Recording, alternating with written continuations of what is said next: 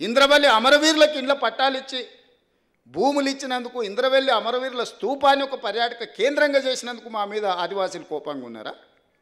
లేకపోతే సమ్మక్క సారలమ్మ జాతరని అద్భుతంగా నిర్వహించినందుకు మా మీద కోపంగా ఉన్నారా? లేకపోతే యాదగిరి గుట్టని యాదాద్రి నువ్వు చేస్తే తెలంగాణ ప్రజల యొక్క ఇష్టదైవం యాదగిరి గుట్ట లక్ష్మీ నరసింహస్వామి, ఆ పేరును కూడా తెలంగాణకు వదలలేను. చాలామంది యాదగిరి అని మిత్రులు ఉన్నారు. ఆయన యాదాద్రి మారవంగానే నా దగ్గరకు వచ్చి, సార్ మరి ఆ గుట్ట మీద చూసి మా తల్లిదండ్రులు యాదగిరి అని పెట్టారు, అది మారింది, ఇప్పుడు మా పరిస్థితి ఏందని. మీకేం చింతొద్దా, నేను వచ్చినాక మళ్ళీ యాదగిరి గుట్ట చేస్తా అని యాదగిరి గుట్ట చేసిన.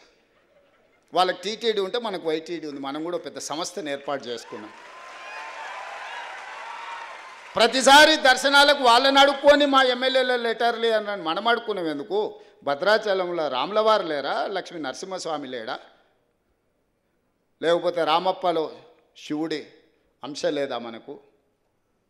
మనం మన వాటిని అభివృద్ధి చేసుకోలేదు కాబట్టి, ప్రభుత్వం వాటి మీద దృష్టి పెట్టలేదు కాబట్టి ఈరోజు మనం ఇతరుల వైపు చూస్తున్నాం.